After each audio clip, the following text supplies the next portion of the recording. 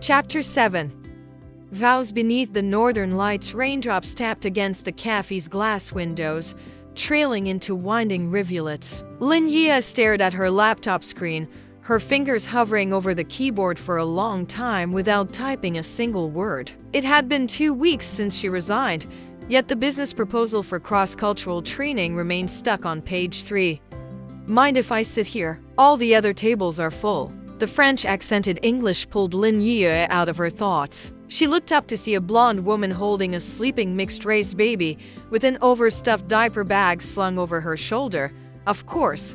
Lin Yia quickly gathered her scattered papers. Thanks, the woman carefully set down her coffee cup, trying not to disturb the sleeping infant. I'm Isabel. I've been in Shanghai for 3 years from Lyon.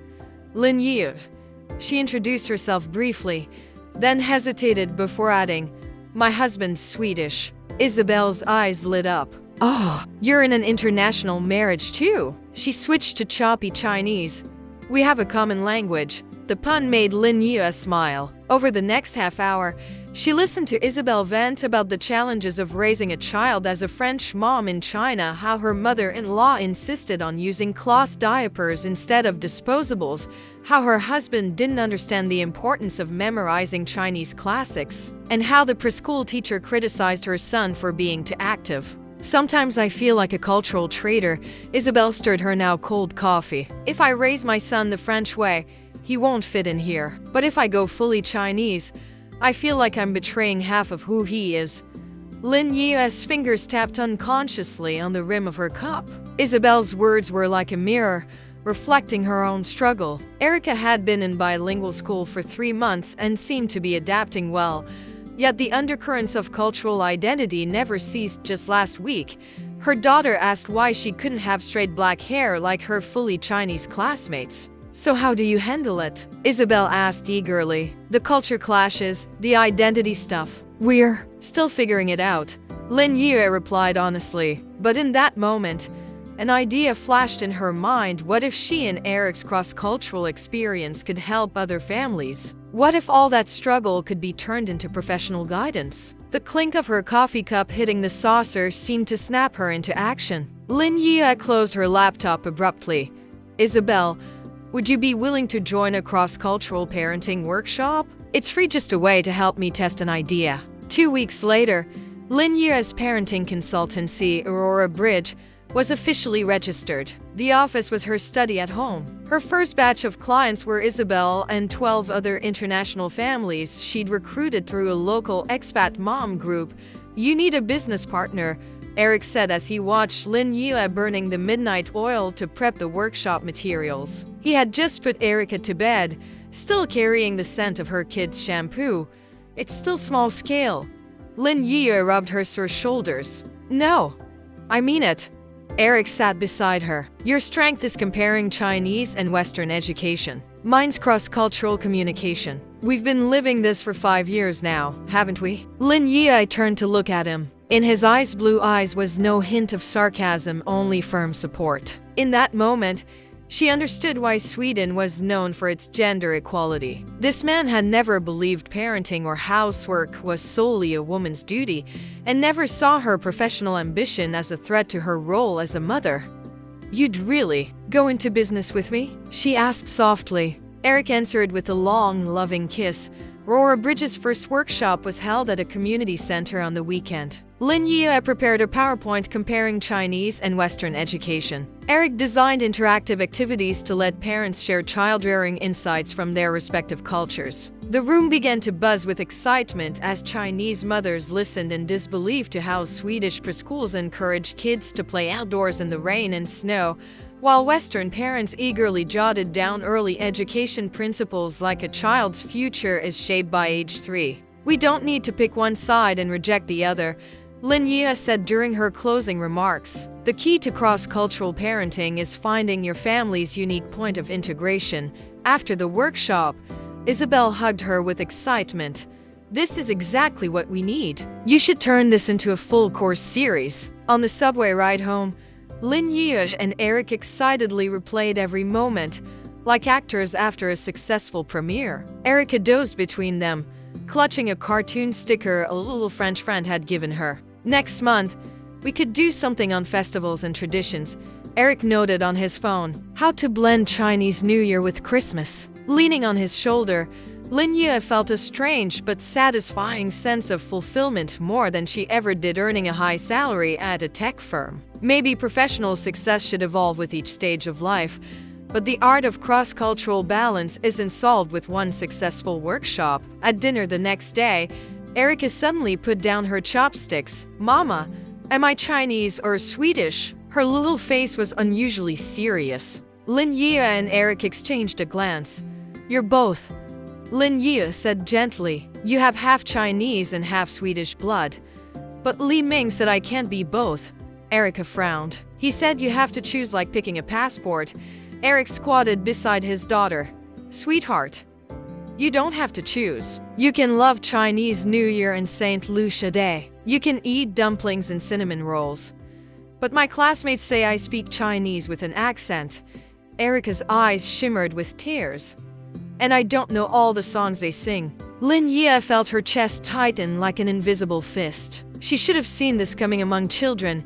Everything is black and white, and being mixed can be deeply confusing. She opened her mouth to explain the difference between nationality and culture, but Erica had already come to her own conclusion. "I told Li Ming I'm Erica," she said proudly, lifting her chin. "Just Erica." That simple yet profound answer left Lin Ye with a lump in her throat. Her 5-year-old daughter had, in her own way, grasped the essence of identity. It's not a binary choice, but a unique fusion. That night, Lin Ye shared the story in the Aurora Bridge parent group. Within an hour, a dozen parents replied with similar experiences and reflections. Isabel wrote back, "This is exactly why we need you. Only someone who's walked this path can guide the rest of us." Just as their venture found momentum, family life brought another shift. Lin Ye's mother decided to move to Shanghai permanently. "The doctor says I need regular checkups," she said on the phone, her tone softer than usual. "And Erica's starting piano lessons. I can teach her." Lin Ye knew it was just an excuse. Ningbo had great hospitals, and music lessons could easily be taught by professionals. The real reason was her mother's stroke had made her realize how precious time was. She didn't want to miss her granddaughter growing up. That understanding filled Lin Ye with both sorrow and warmth. On moving day, Eric rented a large van and personally drove to Ningbo to fetch his mother-in-law and her 7 suitcases, including Lin Ye's childhood electronic piano. Lin Ye stayed home, preparing her mother's favorite Ningbo dishes: salted mustard fish soup, braised bamboo shoots, and sweet fermented rice dumplings. As her mother stepped into the newly arranged apartment, her eyes immediately locked onto the piano in the corner of the living room. "Put it there," she directed the movers. "The lighting's good, it's perfect for practice." Erica excitedly circled the new piano, banging random keys and creating a discordant mess. "Grandma, teach me. Teach me now." Her grandmother laughed, the wrinkles at the corners of her eyes softening. "All right. First, posture. Sit up straight. Raise your wrists. Fingers like you're holding an egg."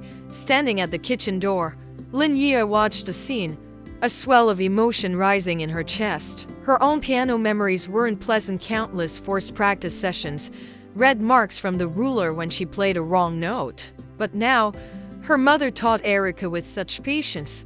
It was as if she had become a different person. Maybe people change. Maybe times change, she thought, turning down the heat on the soup pot. The initial harmony was soon shattered by reality. Lin's mother's traditional teaching methods clashed once again with Eric's Western ideals. She emphasized discipline and repetitive practice, while he believed music should be fun first and foremost. "She's too young," Eric protested when Lin's mother insisted that Erica practice basic finger exercises for an hour every day. In Sweden, children don't formally learn instruments before age 7. If the fundamentals aren't solid, it'll be impossible to fix later, Lin's mother said in her Ningbo dialect to Lin. "Look at Lang Lang's dad, he was strict. That's why Lang Lang is what he is today." Caught in the middle, Lin felt conflicted. She appreciated her mother's good intentions and agreed on the importance of fundamentals, But seeing Erica tearfully repeat those scales brought back childhood shadows. The conflict exploded one Saturday morning. Lynn's mother discovered that Erica had secretly shortened her practice time and imposed extra tasks as punishment. The little girl cried bitterly, drawing Eric's attention as he prepared breakfast. "That's not fair," Erica sobbed in Swedish to her father. "I hate the piano." Eric's face flushed instantly. He crouched to hug his daughter, then said in halting but clear Chinese to Lynn's mother, "Mom, please don't do this. Erica needs to like music, not fear it." The air in the room seemed to freeze. The soft clink of the teacup put down sounded harsh. Lynn stood in the kitchen doorway, clutching half-cut fruit, her heart pounding. "I've raised a daughter who reached piano grade 8, Lynn's mother said finally, calm but with effort visible. You, tell me, does strict training work or not?" All eyes turned to Lynn. Her throat tightened. This was more than a debate about piano lessons. It was a showdown between two educational philosophies, and she was the referee. She put down the fruit knife, crouched beside Erica, gently wiped her tears. "Sweetheart, do you want to keep learning piano?" Erica sniffled, rubbing her cheek against Lynn's shoulder. "I like music, but not practicing the same things over and over." "I have an idea," Lynn said, looking at her mother and then Eric. "Practice basic skills for 20 minutes a day. Then you can play whatever you like, even nursery rhymes. On weekends, we'll have family concerts. How about that?" This compromise temporarily calmed the storm. But that night, after Erica fell asleep, the real conversation began. Lynn's mother went to bed early, leaving Lynn and Eric silently cleaning up in the kitchen. "I know what you're thinking." Lynn broke the silence. "But Mom means well. In China, strict education is a form of love." Eric put down the plate he was drying. "I get it, but Eric is not purely Chinese. She needs to find her own way. Like us?" Lynn smiled bitterly. "Exactly like us." Eric held her hand. "Remember when we first met? How much you hated the Swedish casualness, and I couldn't get why Chinese were so polite. Now we've found a middle ground." Leaning on his shoulder, Lynn suddenly felt utterly exhausted. "Sometimes I envy families from the same culture. At least they don't have to debate East versus West on every decision." "Really?" Eric kissed the top of her head. "That sounds so boring." The joke made Lynn laugh softly. She looked up at the Swedish man who had made her fall in love at first sight, his eyes lined now with fine wrinkles, his blonde hair streaked with silver, yet his tenderness and humor intact. "Seriously," Eric said, "I was the complete opposite as a kid. My parents never interfered with my interests. I could start and quit whatever I wanted. The result? I switched 3 instruments and ended up with nothing. Sometimes I wish someone had pushed me." Lynn was surprised. Eric rarely spoke of childhood regrets. This unexpected confession made her realize they were both trying to fill gaps in their own upbringing. She wanted to give Erica more freedom, and he hoped their daughter would learn perseverance.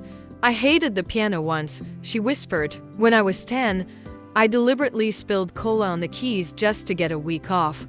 Eric's eyes widened. "Really? You never told me." "Too embarrassing. Mom hit my palm and then borrowed money to fix the piano," Lynn recalled, strangely without pain this time. "But now, I'm grateful she insisted. The piano was my best stress relief in college." They shared a knowing smile, seeing the same insight in each other's eyes. Perhaps the truth about education lies not in strictness or permissiveness, but in dynamically adjusting to the child's personality. Like their cross-cultural marriage, not choosing one side over the other, but finding a unique balance amid the clash. The next morning at breakfast, Lynn announced a new plan. Erica would practice basics for 20 minutes daily, then freely create. Saturdays would be music exploration days, with the family listening to various music styles and trying simple instruments together. Grandma and Dad would take turns guiding, with no one allowed to be too strict or too lenient. "I have another idea," Eric added. "We could mix Chinese and Swedish nursery rhymes and create Erica's own songs." Lynn's mother frowned initially, but seeing her granddaughter's excitement, eventually nodded. "Let's try it." The compromise succeeded beyond expectations. Erica quickly composed her first Sino-Swedish song using the melody of Two Tigers with Swedish lyrics. naming it Two Polar Bears. Grandma accompanied on piano while Eric contributed guitar chords from Swedish folk tunes. When this quirky hybrid premiered at the family concert, Lin recorded a video. In the footage, 3 generations, a traditional Chinese mother, a Swedish son-in-law, and their mixed-race granddaughter created a unique family cultural voice together. The video later became the first case study on the Northern Lights Bridge website, titled When East Meets West, Creating Your Family's Third Culture. As Northern Lights Bridge's influence grew, Lin landed her first corporate client, a multinational tech company wanting cultural adaptation training for expatriate families. The contract was enough for a small office and a part-time assistant. On signing day, the family celebrated at a nearby Chinese restaurant. Lin's mother even tried eating spaghetti with a fork in effort to accommodate Eric's Western tastes. "Mom, you've come a long way," Lin said with a smile, raising her juice glass. "Remember when you first met Eric and insisted on Ray washing every chopstick he touched?" Her mother snorted but smiled warmly. Getting old means learning to be flexible. She turned to Eric and said in broken but sincere English, "Thank you for treating my daughter well." Eric nearly spilled his wine in surprise. It was the first time his mother-in-law spoke English directly to him, and a rare emotional gesture. He stood, holding his glass with both hands, and toasted, "Thank you for raising such an outstanding daughter." Watching the 3 most important people in her life toast each other, Lin suddenly understood what balance she had been seeking, not a perfect divide between career and family, nor an either-or cultural choice, but a harmony uniquely forged in their chaos. In the taxi home, Erica dozed in Lin's arms, clutching a rainbow lollipop from the celebration. "Mom," she murmured half asleep, "next week is the school culture festival. I want to sing Two Polar Bears. Can Grandma play piano?" "Of course, sweetheart." Lin kissed her daughter's forehead. Outside, Shanghai's neon lights flickered. The Oriental Pearl Tower sparkled in the night. Lin thought of Stockholm's Northern Lights, 2 vastly different beauties, both breathtaking. And her life, her family, was exactly this blend of beauty, not perfect, but real. Not simple, but worth it.